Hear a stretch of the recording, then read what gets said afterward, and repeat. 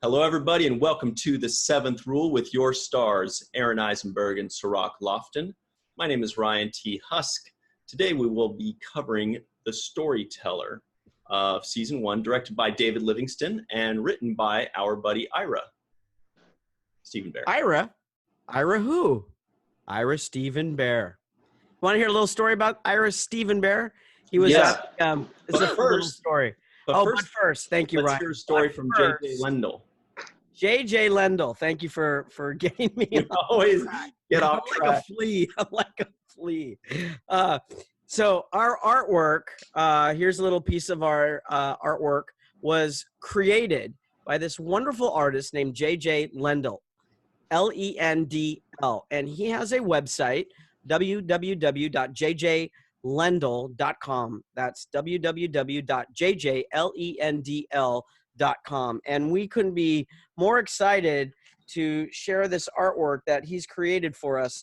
We have this piece here, which is like the Nog seventh rule. Really cool stuff. And then we even have Team Cirroc. Awesome. Right, yep. Awesome. I think these, if you look closely in the background, it says back in 15 minutes. He's back in 15 minutes, Cirroc Lofton. And behind Ryan Husk is Team Husk with Ryan's artwork from J.J. Lendl as well. So please check out his website, jjlendl.com. That's jjlendl.com. Excellent art. He's been amazing to work with, too. Not only is he super talented, but his customer service is second to none, because we kept adding things like last second going, wait, is it possible for you? And by the time we were done with the sentence, he already said, oh, yeah, it's in your inbox. So yeah, he's just fantastic. So actually, I look forward to working with him again someday for artwork for our show in the future. Yeah, so absolutely. So here's the story about Ira before we get into the storyteller. So I was at the craft service table, and he comes up and he says hi to me, and my brain went, shoot, that's one of the writers. And I called him Steven. I go, hey, Steven. He goes, it's Ira. I go, Steven, I remember it on the script. It said Steven. He's like, that's my middle name. I'm like, oh, Ira. What an impression of me. Right? I thought I was going to get fired that day, but he gave me, I think he felt sorry for me. You're an excellent storyteller. It was so, yeah, wasn't that a good story? That was pretty good. Oh, I was so embarrassed. I was so embarrassed. I never made that mistake twice. What's your middle name, Aron? Scott. Scott. What about you, Cirroc? I have no middle name. Whoa. Yeah. One of those people that doesn't have one. Well, with a name like Cirroc, I mean, it's rare enough to where you don't need to differentiate yourself from others, you know? I got your perfect middle name. Yeah. What's your perfect, a tear. Rocketeer. That's a bringback. That's a callback right there. It was a great callback, and I pulled you in. And you said it. Yeah, you pulled me in because I had to actually think about it for a second. I tried to fight it and not encourage that, but thanks a lot, guys. Funny, you get points. Once again, Aron reveals his true intent in life, which is just to make me look bad. No way, that's great. How does that make you look bad? Yeah. You know what? Well, let's get into this storyteller episode so we can talk about the many ways that you're a jerk. Oh my God. Let's be clear here. There is never an intention to make you look bad. Tease, yes. But you claimed that one, and it was a great call when we were talking with Eric Moran on the Rocketeer, and they call me the Cirrocateer. It was so funny. Now, you couldn't say I stole your joke and made it funny on today's show. Well, that's another stolen joke on the list. Maybe I'm a bit of a thief, but make you look bad? I don't know. I love you too much. So let's get into how you start off with me. So in the beginning, get away from me, human. You're basically telling me to go F myself the entire first season. I don't know why we last. You guys, how we last. You guys were frenemies, no doubt about it. You guys were the original frenemies on Star Trek. Wow. Get away from me. You know, and then you throw oatmeal on me in this episode. You take my girl. Yeah. No, I didn't take your girl. Let's be clear. I saw her first. Yeah. I saw her first. Yeah. And you weren't even interested. You're like, I said, she's beautiful. And you're like, she's okay. Because, you know, that's what you said. You really weren't that interested. Yeah, that's true. That's okay, true. so I'll give you that. However, okay. You ruin my chances when you throw oatmeal on me. No, because it makes you look like the victim. And does it? Yeah, and then she has empathy for you and cares more for you. Oh, so you were doing me a favor in that type of way. No, it's basically when somebody's trying too hard to be funny and they don't realize that they look more immature than the other one, and you look like the mature one and the one that girls really end up going to. That's how we've been doing it all our lives, buddy. And that's why I was single for so long. That's how it works. Before we get too deeply into it, let's tell everybody what this episode is about. Those of you watching on video can see behind me. I thought this was the perfect image for it because we all know that iconic image of Nog and Jake sitting on the promenade and looking down. Aaron says they did that so that they could be eye to eye rather than eye to nipple. That's why. Not in the beginning. No, I don't think so. It's just natural for us. But it's so great. And when I saw this part, I was like, oh my God, we got to have this on the show because it's so perfect. You've got Jake on one side, you got Nog on the other, and then right in the middle, Vera Sewell. Yeah. And Gina Phillips, it's kind of played by poetic Gina to have her right in the middle there because that's what you guys are talking about. So anyway. And let's talk about that photo for a quick second here. As we see just by the body language, how caring and empathetic Nog is to Vera Sewell's plight and and how she's having such a hard time. Now move your head the other way. Cirroc's probably more, Jake, upset about not playing baseball. And we can see how the friendship is going to, Jake's, upset about baseball, and Nog is for this girl here. Is that what you see? Yeah, but who is she leaning to more? I do see kind of her cheek kind of facing my direction. Yeah. Kind of with the light kind of, She's probably upset you're not paying attention to her and you're worried about baseball. Now, are you grabbing the bar like that to make your arms look bigger, Aaron? A pull-up. Yes, it is a sneak attack to flex those muscles. To flex your arms. Yeah. And we can see your sticks there that are that you have on there, and we have to show a difference. We have to go. Maybe she doesn't like muscles. Maybe she likes those those little sticks. But just to give her that option, I thought I would put that up so she could really make a good choice. Well, I did enjoy the moment where Odo tells us to get the hell out of there, and he savors kicking us off the promenade. He really does. And I was thinking about that. I'm like, what is the big deal that we're sitting there? It's a little like, and those were his only scenes. It was like he was standing 10 feet away every scene we were in. What is there, a no loitering sign for kids? I never saw one. Did you? I did not. That's right. I did not. So, I think he's. He got too much gratification out of it. I don't know why he was so happy to take away our little chill moment. And you would think he would be happier that we weren't causing trouble, that we weren't doing bad things, that we were just hanging out. It's not like we were smoking or selling, drugs or throwing rocks on people down below. Exactly. Yeah. Or orbs. We found an orb and we're about to toss it over. Exactly. Right. Or spine. But I think it was more, I don't know. He said Mr. Sisko right before he says that. The way he says it, I think it's more like just a power trip for him, a small little power trip. Like these kids are afraid of me, and I got them in line. I think it is a bit of a power trip, unless of course your father asked him to keep a better eye because you're hanging out with me and he still doesn't trust me. And, I'll be honest, when Sisko grabs my arm when I'm running, which was interesting, I don't know. What are you going to say now? Hold on. Well, think about that for a second, right? I'm the one that started this whole, I got the security thing. What is that called? The security I'm blanking on the word, but I'm the one that sets this whole thing up. And it was premeditated. I already had the oatmeal in the bucket, meaning I already knew where the bucket was, meaning I've been in there many times before. So what else do I know? That's a whole nother story. But then once we get caught, you and Vera Sewell are there. I hightail it.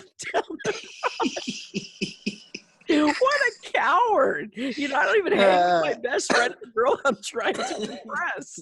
No, you take off. Every man for himself at this moment. And then your dad grabs me. He was a little rough. Just want to say, I still have a slight bruise. Is there a bruising there? There's still? a little bruising there. I was a little soft. Now, there was enough muscle, you know, in that bicep for him to really hold on to, you know, but it was Now, did they sew that into the costume, or was that something you padded in yourself?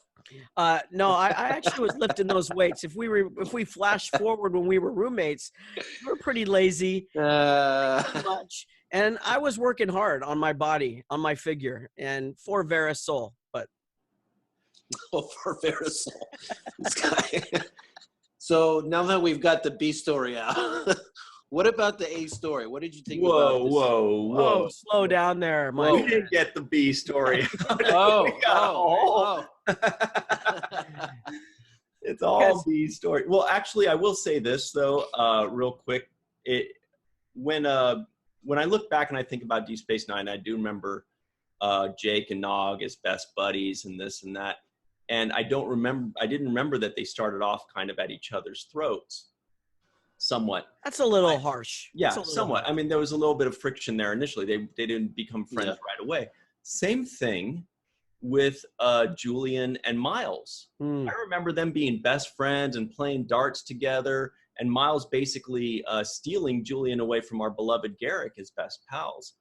But what I don't remember was that, as we saw in this episode, Miles didn't even want to be around Bashir. Like, he was kind of mean. He was trying to get out of the mission just to avoid being with him. And I was like, I don't remember that. And see, that's what Star Trek did so well back in the day, where people are forgetting, and myself included, that you don't need to make Star Trek so dark and so gritty and have people at each other's throats trying to kill each other so badly. Because if you look back at Deep Space Nine, for example, and all the others, they were at odds with each other. There were differences. They did eventually work it out. As Aaron says in Voyager, they worked it out in one episode, but they still worked out. Same thing with Major Kira and Sisko at the beginning. They were kind of at odds. And there's a little friction in this episode with them, too. Same thing with Riker and Picard. At first, Picard was a little tough on Riker, and then he becomes like his best pal and confidant. And so, you know, that just kind of speaks to both of you make those points where you kind of say, especially Cirroc, I think you say, you know, they don't really need to always be fighting and hating each other and being so, you know, so edgy and so, what's the word I'm looking for? Anyway, so moody, you know, because they've always had that friction to start off a series, and they did it well. You know, they did it to where, like, they're not trying to kill each other, but they're just new and they don't like each other at first, and they kind of work it out throughout. And then by season 7, they're best friends, and you can't imagine, you know, it being any other way. Cirroc, you were talking before we did the show, Friends, and how we were at odds, right? We start off at odds. Right. You know, basically you call me, you know, you call me some really nasty names. And this episode really cemented it for you that I'm really, a nice way to say it is a jerk. A jerk. Yeah, a real jerk. Talk about the baseball thing. You elaborate. Tell me about that, because let's talk about. No, because you know, baseball is the thing that I love. You know, and here I am. I have a glove in my hand. I'm inviting you to come play baseball with me. Let's go, hang around. You know, do my thing, and let's play some, you know, fun game. And here you are. You just completely destroy baseball for me. It's boring. It's stupid. Well, sometimes the truth hurts. And as this episode has demonstrated, you also were very honest to me. You know, oh, you can't even, what did you say? It was pretty funny. You can't even say 2 words without falling apart or something like that in the episode when we're walking in the door. And I think that's what's actually beautiful about this friendship. And I really this was really the first time watching Storyteller all the way through. I was cracking up at both of us because you just like, oh, Nog, you're just an idiot. You know, you're like the Quark to Rom. You know, you're like my Quark. But at the same time, neither of us are walking in front of the other. We're walking side by side. We're honest with each other. I think you're more honest than Nog is because he can't admit that he's lying. That's okay because you call him out on it. And he knows that you know. And I think that's really what friends are. And friends do say, I don't want to do that. And the other friend goes, okay, well, what can we do? What do we both want to do? Not that it went to that here. And I had a friend, I mean, I still have a friend. His name's Mike Schilling. And the first time I went to his house, I met him at a camp. And then he invited me over, and I don't have any brothers or sisters, and I love games. I always wanted somebody to play games with. So the first time going over to his house, I brought like 6 games in my hands, all these board games. I'm like, oh my God, we're gonna go play games. And I come over, and he opens the door, and he's really nice and even-tempered guy, kind of like you actually. And we go into the living room. I put him down. He goes, hey man, I don't like games. And I went, my whole body went, oh, and I went, okay, what do we do now? And our friendship, I mean, we were inseparable, especially through our teens. We lived together in our early 20s, obviously move on, and we're still connected, you know. Like Jake and Nog, you guys moved almost. It's a bromance. Yeah, he's my best friend. He is a very important person in my life. So my point being is I think the writers have done a very good job of writing this, you know, friendship, even as we see it here in the next episode, I believe is Progress, the infamous stem bolt scene. And yes, it is. Progress is next. Yeah. And it was so fun watching us, you know, well, more Nog stumble along and his friends still be there, just kind of rolling his eyes.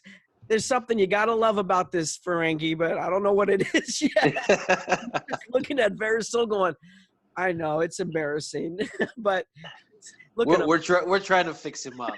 He's still a work in progress. But ultimately, Nog saves the day, and he saves it for Verisol and this conflicting two Bajoran villages, or you know, to find the way through his Ferengi rules of acquisition, which to me was a really great subtext in the sense of how Nog might use the rules of acquisition as a captain, because he didn't use it for quote unquote profit, but he helped her solve a problem that she couldn't seem to get past. So while Sisko gets the credit for it, Nog was really the man.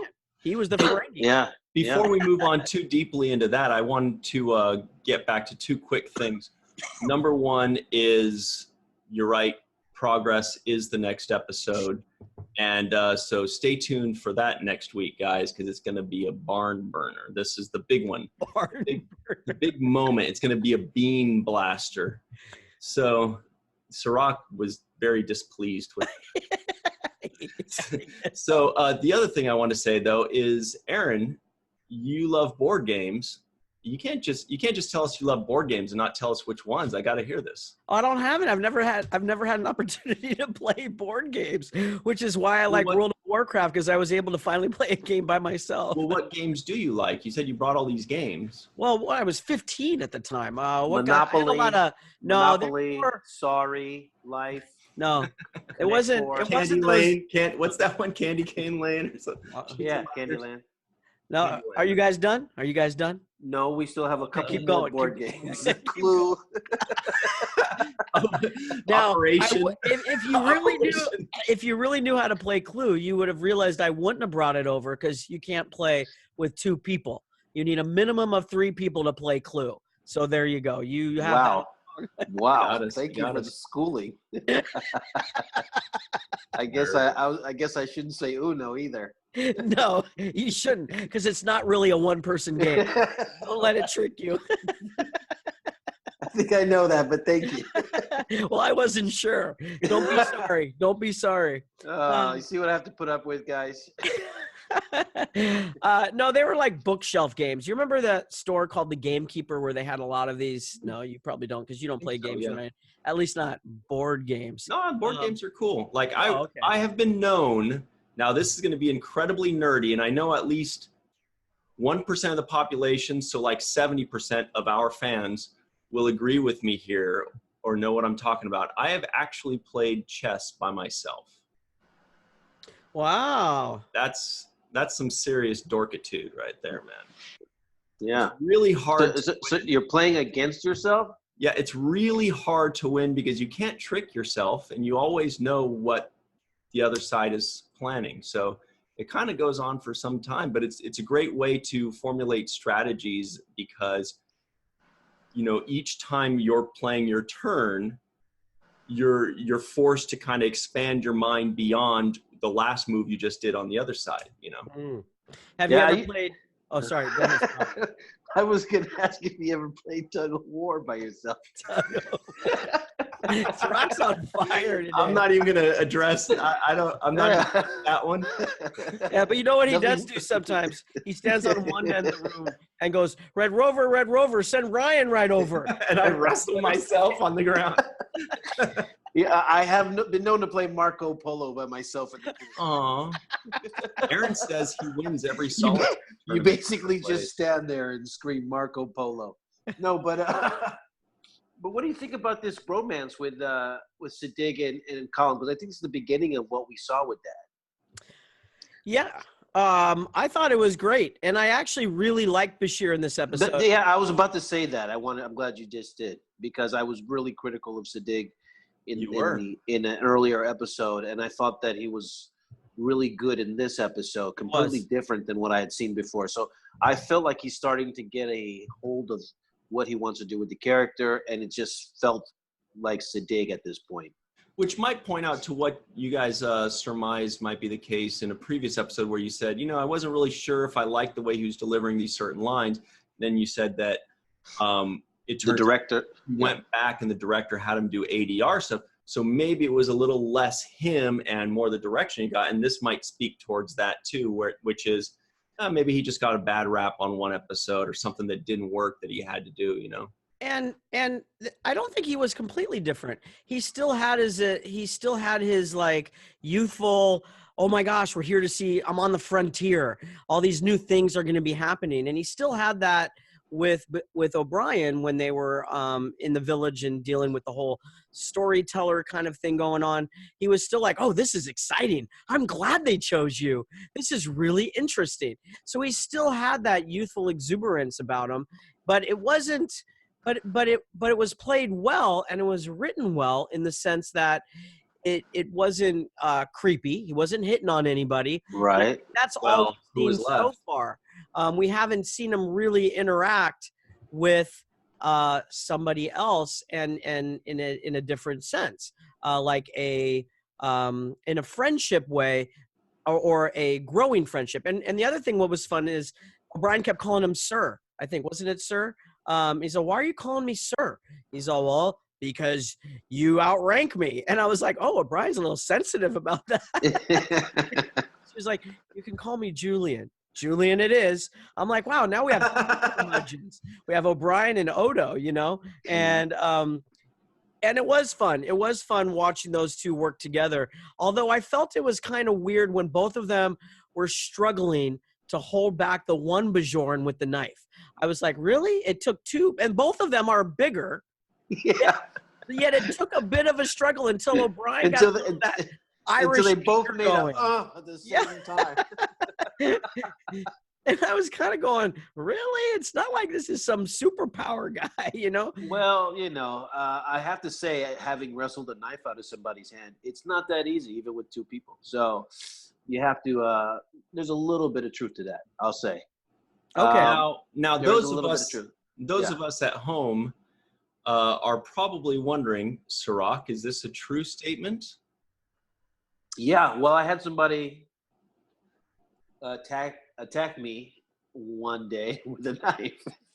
And was it Aaron with the butter knife at the craft? No, it wasn't a butter knife. No, this was at my restaurant one day, and it was just a completely unfortunate event. Well, let's be clear, it wasn't me either. No, it wasn't Aaron. No.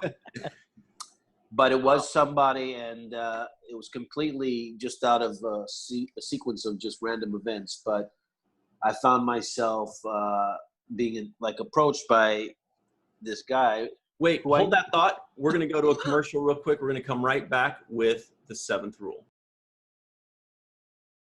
Hey, everybody. Welcome back to the 7th rule with Aron Eisenberg and Cirroc Lofton. My name is Ryan T. Husk, and we are covering Deep Space Nine, episode 13, The Storyteller, directed by David Livingston and written by Ira Stephen Bear.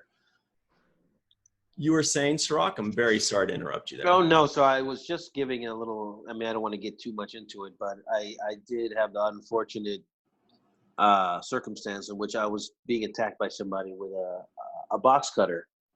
And I was with a friend of mine, and I was at my restaurant. And we tried to wrestle the knife out of this guy's hand.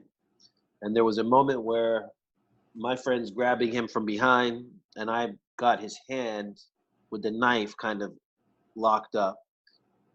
But it wasn't as easy as you'd think to just rip a knife out of somebody's hand, you know? You kind of actually have to like pry it out of his hand or ask him to let it go or make him feel like he's in a position where he has to let it go.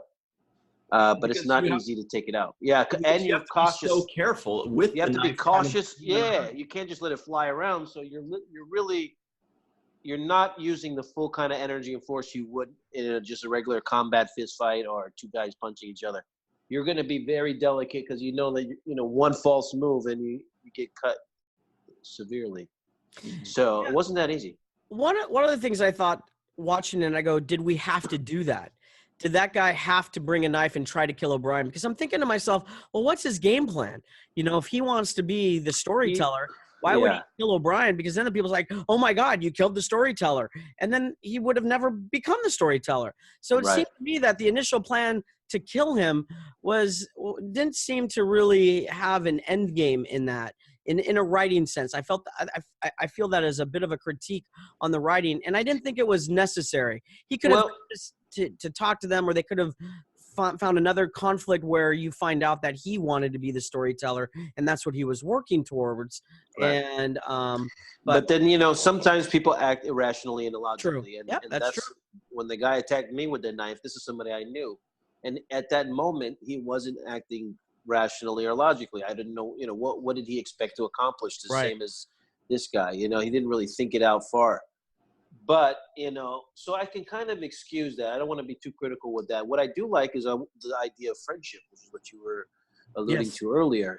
And it seems like they really start to build on friendship and the idea of friendship in this episode. They focus on it very heavily.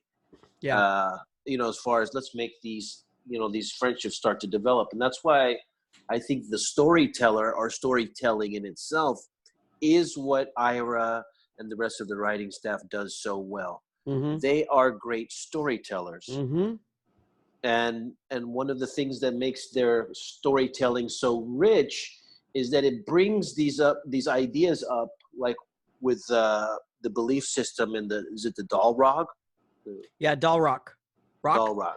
It felt like it had a C or a K at the end. Maybe I can look it up. I thought it was a G sound. Yeah. Oh, it could be a G. No, Dalrog. DAL''ROK. Yeah. Okay. Yeah, the Dalrog. Like the Dalrog. So it basically talks about belief systems and how they function and what they mean to societies and cultures, And I thought that's one of the great things about what DS9 does. And once again, I kind of miss from other shows. I won't get into it right now, but Discovery in particular, You just said I won't get into it now, but let's say Discovery. Hypothetically speaking. That's a page from your book, Aaron. I'm starting to rub off. I have that effect on people. So hey, now you're stealing my stuff. Yeah, what do you want me to do? So yeah, the Dalrog. It just talks about belief systems. It talks about other concepts that are always going to be talked about. And these are the kind of basic level discussions about right or wrong, good and evil. These kinds of philosophical questions about belief systems and what does it mean and how precious traditions are. Negotiating over water rights and where the movement of water. These are kind of like really ancient concepts, and it feels like they're borrowing stuff from the headlines of what's happening with the Jewish with Israel and Palestine. Exactly. I actually thought of the same thing. I was wondering if they were alluding to that conflict as well. Yeah. It felt like it. It felt like there was land some being elements taken, of and that. one saying that was our land, but it was given to you by.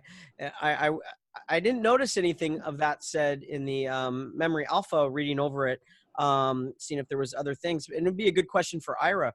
And It's one no of the coincidence. I'm sure it's no coincidence. Yeah. They're very cognizant of that, especially in the 80s and 90s. That was very present. And you could ask them for sure, and we'd love to hear the answer. But I would be positive that it's definitely a thing. And one of the things that I thought was really powerful that really wasn't touched upon in the episode directly was how powerful our thought is. Meaning it was all about the villagers. They controlled their destruction or their salvation by how they think. And that was kind of a really powerful thing within the story, even though it wasn't directly dealt with. It was only continued to do that through the storyteller's ability to either lift their strength to fight the Dal'Rok or to encourage their fear to wreak destruction upon themselves. And that in of itself, I thought was the most powerful part of this episode. And it was a little disappointing that wasn't the actual conflict of the story that needed to be solved, because what if the villagers themselves were able to really understand that, and they said, well, we can't let them know, so we have to continue on. Well, I guess you could argue the prime directive in that as well. We don't want to change how how they think, their religion. And this was very religious. And the other thing that was bizarre too that I thought, and then I was thinking almost cultish, was when he brought in the 3 women for O'Brien. And I was like, oh, now we're getting into, hey, how about women? I like Bashir's face during that scene. He's looking at O'Brien like, what are you gonna do, buddy? What are you gonna do? Bashir could have said, I'm his assistant. Can I have one? Right. It looked like he was waiting for the leftovers of whoever he didn't pick. Yeah. But in a deeper sense, I was kind of like, whoa, that's pretty like, there wasn't any sense of, whoa, primitive? Hey, we don't primitive. Yeah, we don't abuse women, people like that. We in our society. I mean, you could argue. But that's one of the themes, political, but. Even when we talked about how it reminded us of the Middle East and those kinds of conflicts and crises. There's these kinds of themes rerun, and they occur throughout history. So Right. It's not just Israel, it's East Germany and West Germany. Correct. It's ancient Egypt. It goes back as far as you can think. And these kinds of concepts about religion, about people's belief systems, about fighting over water rights or land or, ruling class. All of these kinds of concepts are kind of ancient. And so that's why they would feel familiar in today's headlines. And that's why I feel, there's a big opportunity when you write to tell the stories of the headlines today without directly telling the story, without actually saying the headline. Which is probably a stronger choice in the sense that hopefully the viewers then see this and then think about it and go, how can we solve our problems? Sisko has the best line. Well, one of them, I mean, and I love that our show does this. There's a lot of good lines that if people listen to them, it has a parallel to music. When I hear songs, and a lot of songs I find inspiration from, and these certain lines are really important. When he says leadership is not about saying no, is that the line? That it's in that conversation. Yes. And one of them was, he said, I believe in people working together to try to find reasonable solutions to their problems. It's a very simple thing to say, but it's showing how we always want to strive to work together to find that middle ground, you know, and it did take, you know, a goofy, you know, innocent Nog to use something, to give something to Verisul. In that scene with you and I, you're saying, let's leave before you embarrass yourself. Let me help you out, buddy. Dude, it's so funny. It was so funny watching us because you're just like trying to stop me from falling off a cliff. And I just keep going. No, I'm going to help her. Can I help you? But then I do. And she goes, and we're about to leave. And you're like, okay, let's get out of here. And she goes, wait, you got something. And Nog was able to take something from his own life and help her without really even knowing how big of a thing he was really helping. You know, and that innocence between our friendship and her and being kids was pretty neat. It was pretty awesome, and it was neat to see a different set of ideology, right? Be very parallel and find Sisko's solution. You know what I'm saying? You know, Sisko says the right words. She doesn't have the answers. Nog gives her another look, and she's able to put the two together. And now we've got a brighter future for these two groups of people. And that was pretty awesome. That was pretty wonderful. Another thing that I realized in this episode is that O'Brien is the least wanting to be there on his show. He hates everything. He doesn't want to be here. He doesn't want to be there. He literally just wants to just disappear. Yeah. He just wants to fix the replicator every day. Just let me go fix that. Another typical O'Brien thing, when you talk about him and who he really is at the core. Yeah, one of them is he's just kind of this crotchety guy that he's not really sure if he really wants to be there or not. He kind of likes what he does, kind of doesn't. Same thing with him as a dad. He loves his wife and kids, but he's always like, quit nagging me, you know? But the that killed me was in like the 5th or 6th or 7th season, he and Bashir are going to go on some mission to the holodeck, or maybe it might have been Take Me Out to the Holosuite, actually. It's not Our Man Bashir. No, Take Me Out to the Holosuite was baseball. Yeah, that's right. And so I think it was that one because O'Brien says here to Bashir, he says, here, try this piece of gum, have some gum. And Bashir's like, what's this? And he says, oh, back in the day, you know, it's like this chewy thing, and they would infuse a flavor into it, and they would chew it. And Bashir says, well, what flavor is yours? And he goes, Scotch. And I was like, that's Bashir right there. That's O'Brien, right, in a nutshell, you know? Yeah. Get me out of here. Let me get to the bar. Lisa today, when I was watching it, she made a really good point about Verisul. And she said, you know, she's probably being so hard-headed because she's always having to prove herself as a young woman. And it goes back to Quark calling her little lady and her emotionally reacting instantaneously by throwing the drink into his face, which, on a side note, with somebody in makeup really sucks to have all that liquid on. Hopefully after that he got to get his makeup off, because for the makeup artist to be like, oh my gosh, it's going to be a pain. No, I'm sure that was the last scene for him. Yeah. So what you're saying is that Quark was the real victim of that scene. Yes, he was. That's exactly what I was saying.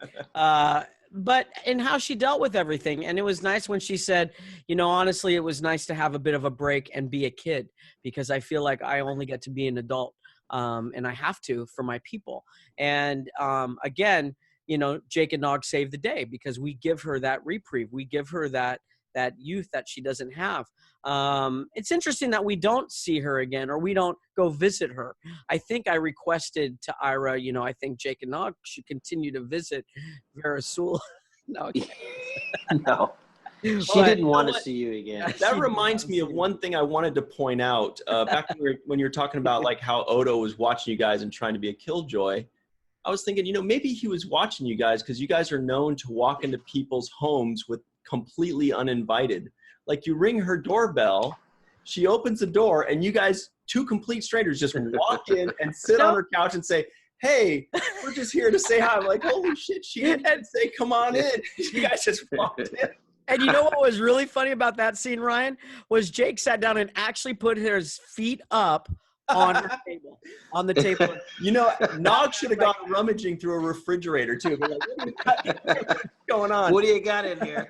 Well, truthfully, Ryan, that's what the director told us to do. Sure. So hence we followed the direction of our director to go into there. But that's so don't put any blame on us on that. Yeah. And you know what? I was just thinking how bad Odo's really a terrible detective, because I was able to get into his bucket and put oatmeal in there and leave it there and get us in there in order to throw it on. Okay. So I'm like, what is Odo doing with this time? Waiting up there on the top of the promenade for us? Oh, I know they're coming. I'm going to find them. But meanwhile, I'm in his office. Meanwhile, you got the keys to his jail cell. I like the way you make Odo sound like a 30-pound bulldog. You're like, arrgh, arrgh, arrgh. That's his very aggressive harumph. He did a lot of snarling and growling at us. Yeah. But his smile's a little creepy when he That smiles. one at the end? Yeah. And he rarely smiles, by the way. Right. I think that might be the first smile from Odo. In that. It looks like it pains him to smile. He's like,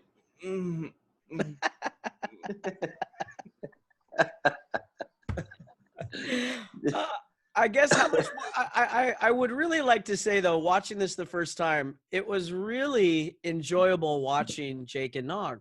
It was really endearing. I never thought I'd hear you say that. I remember. I know some people have sometimes said, "Oh, I was so glad when they did something else with you because you were so annoying before." And while I am annoying as Nog, I feel like that laugh is like, "Okay, settle down." But it was really endearing watching the two of them. It's funny when he's saying, "Let's leave before you embarrass yourself." I don't get it, Nog. I've never seen you this nervous. You can't get 2 words out. And I'm like, and then my response is, "That's not true. That's not true." Or then when we go up there, I tell Jake, "Go ahead, ring the doorbell." You know, and then I'm like bullying him. "What are you, afraid? You know, what's wrong with you?" It was really funny. It's really silly. Writers were enjoying it in dailies as much as we were, or much as I was watching it yesterday or today when I watched it. I thought it was really entertaining. Yeah, it was fun. It was fun, and it brought back some of those. I mean, literally, I think this is the first time we're sitting down in our little spot, our little go-to spot. Is it the first? It feels like it. No, it? we On the promenade? no, we had another scene, right, where we said, we'll be friends. Let's be friends. Let's go do something else. Yeah, we Right. did a few episodes When- ago. That was the When you first one. couldn't This is teach the me how second. to read, right? Your dad said you couldn't. I said, that's okay. And we go, well, we can still be friends, right? And, you know, so we did sit there. But I think this is the first and only time somebody sits there with us. Yeah, that Right? might First be true and as well. last, Yeah, yeah. I think so. Yep. I invited Kira. I invited Dax. I invited every Double girl. I tried for both of us. Bashir invited himself. We said no. No. And Buck Buckeye, the Buck Buckeye was brought up in this episode Mm-hmm. very briefly, but That's he right. actually, it comes down later on in the future because In Take Me Out to the Hollow Suite, right? right. And you know, it's pretty cool because I don't remember his mention in this episode, Me neither. but I do remember me trying to get the baseball card and actually them making the DS9 Buck Buckeye card, which I wonder what happened to that card after we wrapped the show. Who has it or where it is? Hmm. You know, that was a really cool aspect I liked of Deep Space Nine. Really, really cool was the baseball thing. Not just the sport, but the actual significance of the baseball itself. You know, like both of those were really cool. Like that Jake and Captain Sisko were so into baseball, and that they did Take Me Out to the Hollow Suite, and they would, you know, infuse things with scotch or whatever O'Brien did. And also, you know, the significance of that, you know, hard baseball itself. I really like that theme and that aspect of the show. Did you know on Star Trek Online, on the new DS9 station that they rebuilt, I think it might have been last year that they did that, they put all these baseball teams up on the second floor. There's, if you walk by, they have all the baseball team flags, all these different ones up there. It's really cool. Present or what they theorized to be future ones? I think I think they took some, if I remember correctly, I think they took some creative latitude in getting all these different baseball teams. That's up so there. cool. Yeah, it's really neat. The Wow. Star Trek Online game did that, And when they completely redid the DS9 station, and they did an amazing. And I remember as a side note that I heard many times Avery being upset that he wasn't able to take that baseball that was on his desk at the end of the show. So somebody took that prop before he got a chance to get it. How cool would that have been if he could take that and put it on his own desk at home for the rest of his life? Yeah, that's what he intended to do, but somebody actually. Who do you think it was? Who do you think it was? Just kidding. Somebody in the props department. Yeah, and then sold to auction. Yeah, definitely. I don't know. I don't know that it's turned up yet. I don't know. Let's find out. Everybody out. How would we know if it's the original one? Well, everybody out there listening and watching. I don't know. If they've heard or seen anything, let us know. Interesting. I do not know how you would find out. Now, here's a little trivia for Storyteller. I have to admit, I had a little crush on Gina Phillips. Oh, here we go. I did ask her out. She was so kind and said no. But she was kind and said no. I should say so kind in how she said no. She was a very, very nice. I'm sure she still is, though I haven't seen her. A very nice woman and a pleasure to work with. I remember working on that episode, and I had a blast working on that show. It was nice to have somebody, too, because I think she's actually closer to my age. And it was nice to have somebody come on the show. You know, I'm hanging out with Jake all the time, and he's like 14. You know what I mean? It gets tough for. Well, as another side note, I asked her out as well, and she said yes. She said yes to a 14-year-old. So we dated for about 6 months, and I think she was a very lovely girl. So she, for those dates, did she take you to Chuck E. Cheese? Get you like extra court, games? We went to Baskin and Robbins a few times. Okay, good. Well, I almost had 31 flavors, huh? I heard that when no comment on that. I heard that when Cirroc came and knocked on her door for the date, he just like walked in and made his way to her couch and just hung Probably, out. Right? Probably. No, you know my what? mom's waiting outside for us. I do remember how good she was, though. Yeah. She was the consummate professional. She was very nice and sweet. And I never dated her, just to clarify the record. but she was a very beautiful girl and very professional, nice. Very professional, and really did a great job of just kind of working with all of us, because she has scenes with me and you and the scenes with Avery, which is not easy to do a scene with Avery if you're not prepared as an actor. That's true. That's interesting that you say that. Why do you say that?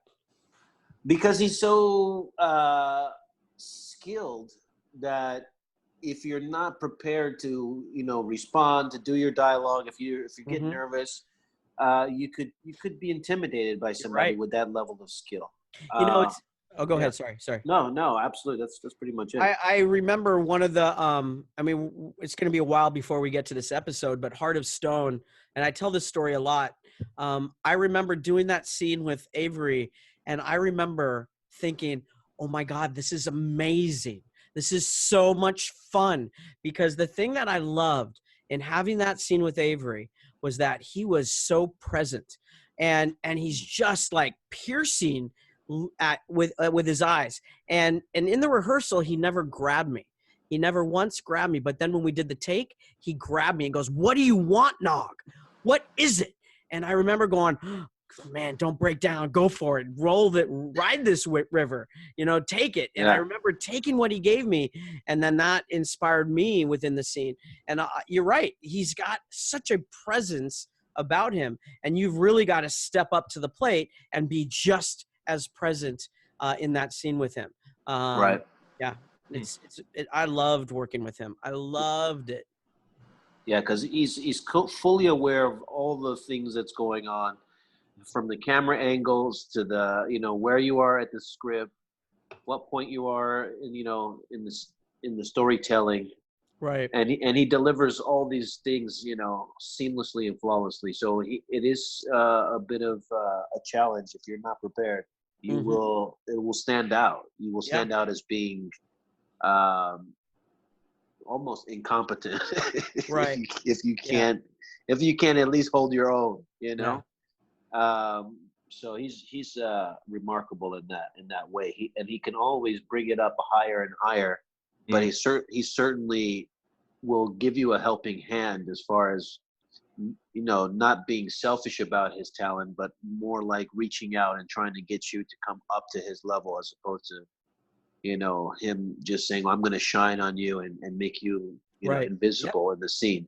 He's very helpful as an actor in that way. And you could tell even with the early scenes he did with Dax, where he was really trying to help her, make that bridge and gap the relationship that they had. So he's all over the place as far as his interaction with every different person is so intimate. His scenes with Kira, for example, his scenes with Renee, they're always just like these really impactful, powerful, like you say, present scenes where he's just there in the moment. 100% in that moment. I love it. I loved it. And his decision making as a captain, he's a little tough on Vera Sewell in that scene where he says your father was, if you want to be a leader like your father was, then you have to be able to be strong enough to say yes. But I love that about him. I love that. He doesn't let people get away with anything. Exactly. It's great. And she butters him up. Well, I don't think she's intending to butter him up, but she said, she hung out with us only because she wanted to know about Sisko. I thought she liked my lobes, but apparently she just wanted to know more about the captain. And then she's telling him that, how much you love him. And he doesn't soften. He goes, well, thank you. But by the way, you need to do this, He didn't miss a step. Because she complimented him his relationship with Jake. Right. Yeah. Well, that's just about all the time we have today. I think we did a very good job of covering this entire episode through and through. I thought we might even end up doing a little callback to a couple of the previous episodes that we didn't quite touch on as much. Negus. We didn't do the A story on Negus. But this episode had enough juicy morsels for us to nibble on for the entire time. But for those of you listening in and watching at home, remember next week is Progress, and you say that is going to be the self-stealing stem bolt? Stealing, not stealing. Yeah. See how difficult that line is? Yeah, I didn't think it was, but you're right. There you go. 19 times too. All right, take two. Go ahead, try it again. Self-stealing stem bolts. Okay, only twice. Wow, he's way better than you so far. I was practicing while I was brushing my teeth earlier. For the record, he doesn't have prosthetic teeth in his mouth. I'll give him an extra 2 takes for that, so that's 4. Where was the other 15? Wow. Well, when I hit 6, you forgot your line. All right. We're going to keep bringing that up. Stay tuned for that, guys, where we will be saying that probably every 30 seconds for the entirety of the show. Thank you all so much for joining us. For Aron Eisenberg, Cirroc Lofton, Russ Haslidge, for Kat R. King and Heather Jordan, our Trek techs, and everybody that joined us over the last... JJ Lendl. JJ Lendl, of course, the superstar artist. For everybody that joined us for our Star Trek convention series, thank you all so much. Always remember the 7th rule. Hey, everybody, and welcome to the Free-for-All with your stars, Aron Eisenberg and Cirroc Lofton. My name is Ryan T. Husk. We've got Kat R. King and Heather Jordan with us this week. Before we get into the all-important free-for-all question, our friend Aron Eisenberg has one final thought to throw into this recent episode. One final thought about Storyteller. Did you notice that when the Cirroc, is that what did they call him? Cirroc, Storyteller guy, right? He said to O'Brien, the prophets sent you. And then later Bashir says, yeah, don't you remember? He said the prophets sent you. And O'Brien says, no, it was Sisko that sent me. Oh, yeah, I noticed that. So Sisko is the prophet. Exactly. But I wonder if the writers knew at that time that that's where they were going to go, or if it was just kind of a, somewhat of I don't know. I think the writers knew. The Emissary. Yeah. I think the writers knew. Always had a hint, I think, with the whole Sisko story, because at the very beginning of the show, he kind of gets sent over to meet the prophets, or that he finds their temple. So Right. and they're like, oh, you were meant to be a part of us. And then I think it was Kai Opaka. Doesn't she say something in that first episode where she was like, you're now the emissary or something? So I mean, like, I think that they've kind of had that whole arc already going Yeah. from the Yeah. beginning. I agree. Heather, on a side note, I feel like you're stuck in the belly of a gummy bear. I thought it was like a shower curtain. It's supposed to be like lights. Like, Yeah, it's great. You're the belly of an orange gummy bear. Thanks. Yum. Yeah, Yum, yum. we're going party at Heather's house. Hey, It's Kat, gotta be did like you get a new food stuff. hairdo or something? Because your hair's Yeah. kind of kicking today. It looks nice. Looks Thank hot. you. And it Thank wasn't you, yeah. nice last time? Thank you. Yes, yes. Well, it looks I'm like a new actually- do. It is new, but I'm actually freshening it up to tomorrow night before I leave for Vegas. So it'll be Nice. even different when you see it in a few days. So Heather and Kat have the coolest red hair tops of anybody we know, pretty much. Yes, we're going for bold. unlike Kat, mine is natural. So Whoa, whoa. Oh, Rare. Tigers are flying. Phaser's fired. Phaser's fired. Wow. you can't get that mermaid hair, No. little mermaid color out of naturally. You can't. You All right, sure can. Next week, I'm doing it too. You're going Send me- red. Send me the color and the brand. Look out, world. I want to see that. You have to come on the show with that. I want to see. You know, I was going to speaking say of that, we are, but then I was like, well, I'm the only one of You them. better use a wig because you're gonna have to bleach your hair first to get that color. I'll bleach Yes. my eyebrows. I'll do whatever it takes. You better. Okay, bleach it. go full on in. You better. I'm just bleach it lucky because all. I'm blonde naturally, and it's pretty light, so they don't have to do too much lightening. My hair actually does not take color very well at all. Like if I dye my hair, the color's gone within like a week or so. It just Yeah. doesn't take. Interesting. Yeah. I don't have hair for anything to take anymore. We can do Especially your goatee. red. We can do Cirroc's beard. We're good. We could. Yeah. you know, Yeah. Ira's goatee is getting bluer and bluer every time I see it. Yes. Is Because it? Yeah. I thought it was fading out. Maybe we're gonna see him like an orange. No, it this was year, bright purple. blue this last Because he weekend. eats a lot of blueberry cereal. Yeah, That's why. sure. Kind of drools on him. Cirroc great. likes Cirroc blueberries. Ira should do a blueberry commercial. My favorite cereal, He blueberry. should. Or Bluebeard. He should be the To ask Bluebeard. him. Isn't there a pirate named Bluebeard? Yeah. Yep. Yes. That's Yes. So And let's get, Blackbeard. let's get to the question of the day. Red beard. Thank you for that. I just Started. realized that we're having fun. Started. Anybody cares that's watching at home right now. I think we're the only 5 that are Wait. enjoying this. Uh, So here's the question, you guys. All right, here's the question. What Yes. current television series do you like the most right now? Which current Shit. television series are you enjoying the most? No sci-fi. And Oh. go Why Cat. does it have to be no sci-fi? That's You not always Because then we tell me. can, then people will be like, oh, Discovery. Well, then just say no Star Trek. Let's say no sci-fi because, you know, I want to know more about you guys like outside of this genre, you know? Kat? Why don't you come back to me? I'm Okay. gonna go last. Heather Jordan. You have to ask the hard questions sometimes. Do I have to choose? That's Yes. okay. So Talk us through it. Really just. can I say 2? Because one's on hiatus. Why do you, just because you're in a gummy bear doesn't mean you get more than everybody else.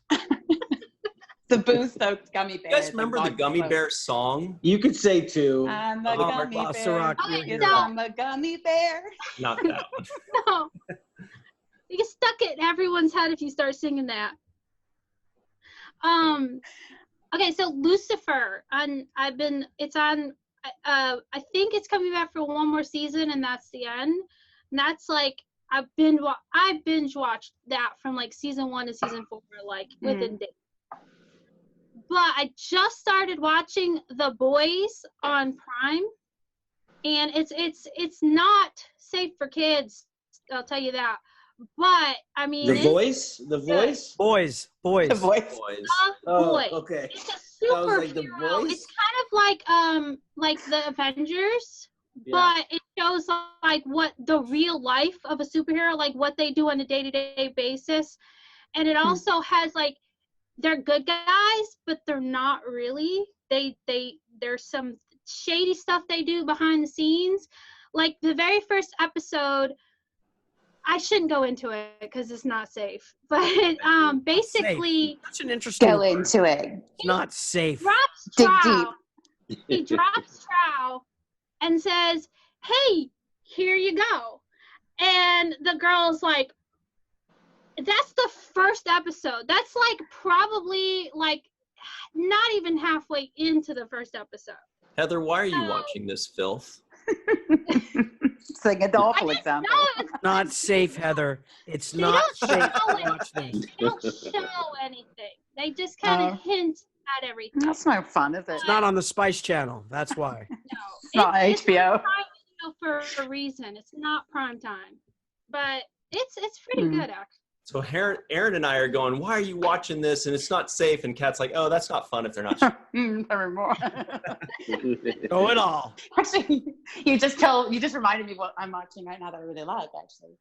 Oh, okay. Let's hear your answer. I'm ready. Well, of course, so it's an HBO series. It's called A Gentleman Jack, and it's actually really good, really good. It tells the life story of a woman who lived in the 1830s, a woman named Anne Lister, who was openly, well, as open as somebody could be, gay at that time, and a landowner and wealthy, so she was able to sort of hide her actions. But she diaried everything, and she wrote over 4 million words, and they finally cracked the code. It was all in some sort of secret code. So just a few years back, they were able to decode it, and then they published the journals, and then they did a BBC series, and then they've come back and done another show, and now it's been renewed for a second series. And the actresses in it are just terrific. So I like period dramas occasionally. I like Downton Abbey. That was really good. I didn't get into it till later on. So, but yeah, when I'm not watching Broadchurch was really good. Oh, was it good? Yeah, I loved it. Good. Yeah, I have to pick it up now that I have nothing else to watch in the period dramas at the moment. David Tennant. I really become a fan of David Tennant. Yeah, he's terrific. He is terrific. I enjoy it. Doctor, tell ya, he's my number one doctor. It's not safe, Heather. It's not Doctor safe Who to have is him as your safe. doctor. I think to say, believe it or not, they do a really excellent job of just the modesty in the series. I think to protect. There's not as much sex, not as much nudity as you'd expect, maybe in an HBO which show is that? The Gentleman Jack. Yeah, not enough. Then yeah, got to Probably move not on. enough, but I think they're trying to do. It could be in Saran Jones' contract, but I don't know. It just depends. Every actress, does things a little differently, and sometimes they just don't like to do it because, again, it's about a gay woman. It's an HBO series. So you're thinking, this would be like basically softcore porn, but it's very modest. They do a really good job at kind of respecting the line on portraying the sex lives of women. So I think they do a really good job of that. And I think her portrayal of the woman is really excellent. So It's set in the 1800s? Yeah, it starts, I think, off in like 1832, and then it goes off till about the end of the decade or so. So it's really good. Excellent. Really good. I'll have to check it out. Yeah, I do. That does sound really interesting. I do get what you mean about they know where the line is, because it seems like everything that HBO does goes beyond that line. And it almost sounds like, from what you're saying, they kind of made a concerted effort to dial it back a little bit and have a little more class when showing this kind of subject matter, because that's the kind of subject matter that's always been under a lot of scrutiny. So they're saying, let's play it a little bit closer to the vest and present it a little bit. Yeah, exactly. I think we need, especially in the LGBTQIA plus community, we need a more fairly represented visibility, but we don't need to take it to the extreme of gratuitous, for the sake of it being there as well. I think most Star Trek fans tend to agree on that point. So, and good job adding the IA at the end there. I always like LGBTQ. I got those memorized. After that, I start to kind of hope somebody else jumps in and interrupts me.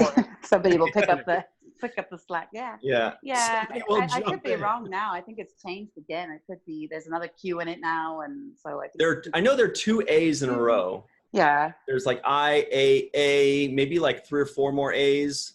Mhm. And then either way, like, you know, it's good to have It's this somebody beautiful spectrum Yeah. of So sexuality.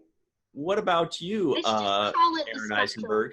That's what I said. Yeah. Me. So Melissa and I watch stuff together all the time. And one of the things she's done really well for me is opened my horizons into a lot of stuff on BBC from England and the UK. And that's why I mentioned Broadchurch. I really, really enjoyed that. I also enjoyed The Fall. There's been a lot of great shows. And the thing is the writing is so much different. You know, they write in a much smaller sense of amount of episodes, but for some reason they do such a much better job at storytelling. You know, Cirroc, when we talk about shows like Discovery, you should really check out a lot of the shows, you know, coming from across the pond, because there are a lot of amazing stories being told. This was an older show. Now it is American. I think it's based on a Swedish show, though, called The Killing. And one of my favorite actors, Muriel Enos, and oh my gosh, I'm blanking on the actor's name. Joe, what's his name? I can't remember his last name. Kidman. Joe Barry Carroll? No, no, not that Joe. But they were fabulous in The Killing. But to go into the present, because that was your question, Hannah, and both of those actors come back into the show Hannah, which is also based on is it Swedish or Belgium show? And that was really, really good. So I'm looking forward to that coming back, which was really kind of a thriller, government, you know, kind of experiment thing, as well as a girl's coming of age story who happens to have extraordinary powers. I thought it was really, really good. I'm loving Good Omens. It's only got 6 episodes, but man, is that a great show. The actors are so wonderful. They do such a great job, and it's so quirky. It's just a fabulous show. This one I thought was not, and I'll say this is my last one. Sorry to go for 3, and I had to up Heather there, I guess. This one I thought was going to be a corny, like, CW teenager show, but it was really a good take on Lord of the Flies. It was called The Society on Netflix. Oh, yeah. And I was really surprised. I thought, I'll just have it on the background. And I actually ended up really liking it and thought the actors did a really good job, especially being as young as they were, as they are. So those are the 3. And Jack Ryan's coming back, so I'm excited about that one. Yeah, I love it. Okay, we got a couple minutes left. Cirroc, your thoughts? Favorite current show? Yeah, mine is really simple. It's kind of basic, and I feel a little bad even saying it, so I might just skip. Teletubbies? The Bachelor. It's American Ninja Warrior. And, I love Nice. that one. Yeah. There's Don't no be shame in embarrassed. No shame in that. Yes, I there is just want to be a Ninja Warrior one day. That's all. Me and you, Aaron, do it together. Well, you could use me as a weapon. Like, you could pick me up and throw me. I'll throw you Aaron's over. going to need a lift. You know? Gonna need a boost. I'll be your shuriken. Thank you. We Thank just give him a catapult. He'll be fine. That's right.